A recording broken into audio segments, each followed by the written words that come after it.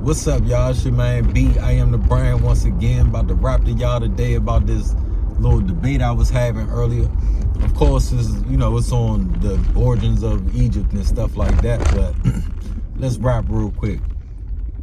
The brother wanted to bring up, or the guy wanted to bring up the fact that there's a Eurasian gene pool that flows into Africa about 15,000 years ago. You know what I'm saying? But the thing is, with that Eurasian gene pool that comes in, they're mixing with the Africans that are already there.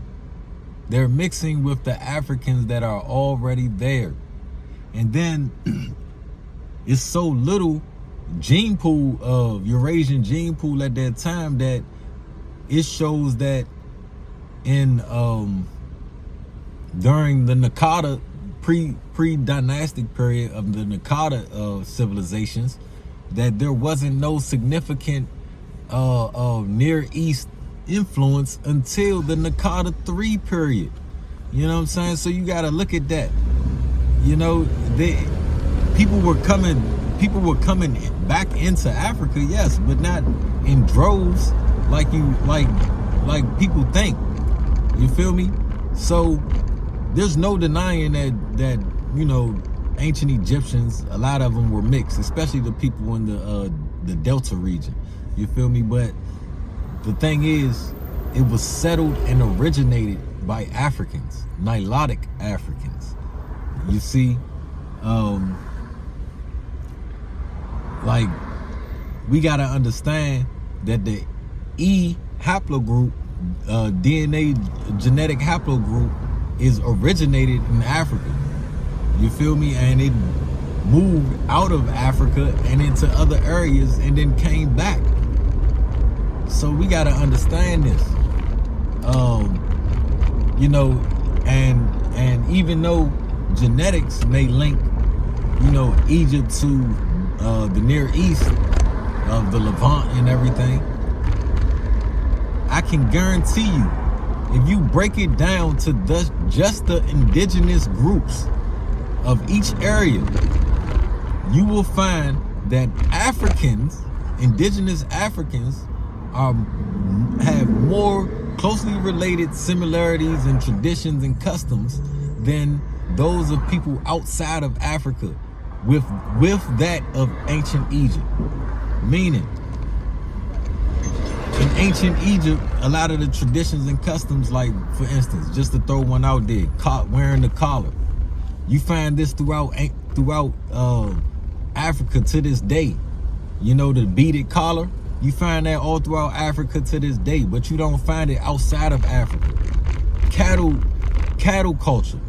Now, cattle culture is one significant thing that was brought from outside of Africa into Egypt, during that time, during that 10 to 15,000 year ago time, when Eurasians started coming back.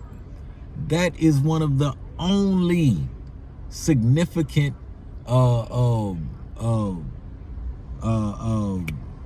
culture customs that was brought back into Egypt or brought back into Africa. That and writing, So let's understand this. Let's understand this, because cattle culture, you find that all throughout Africa, and you don't find that outside of Africa too much, except in the Near East, and in India. So you don't find too much cattle culture like that. And then not only that, which really distinguishes Egyptians and Africans from people of European descent, is the fact that cattle culture is so ingrained in Africa, but in Europe, people are mostly lactose intolerant. So how can y'all be derived from Egyptians if y'all lactose intolerant? It don't make no sense. You know what I'm saying? But not only that, if you look at the way Egyptian pantheon of gods and their religion is made up, it's made up just like a lot of the indigenous African groups around Africa, where you have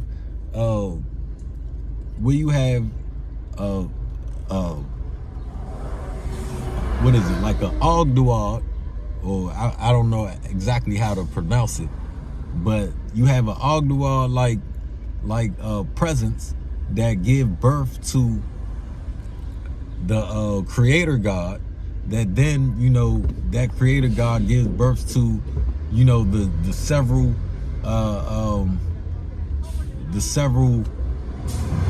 demigods, you know, that actually, you know, have attributes of nature and different phenomenon that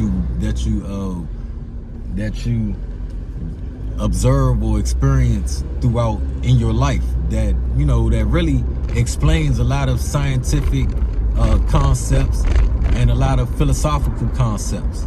So you have this throughout all of Africa.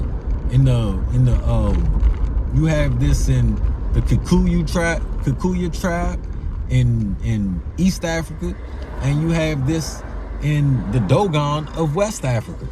You know what I'm saying? You like another instance, the sycamore tree. The sycamore tree is the tree of life in Egypt. And you find in most of East Africa that the sycamore tree is worshipped. You feel me? So we got to understand, you know, where we come from and how we define, you know, these different civilizations of origin. I mean, because that's why I look at things in the Afrocentric aspect, because we have to. We should be defining Africa through an African context. You know, understanding that there were people that came into Africa and there were indigenous Africans that created these civilizations as well. You know what I'm saying? So that's why Afrocentrism is it for me when it comes to the study of Africa.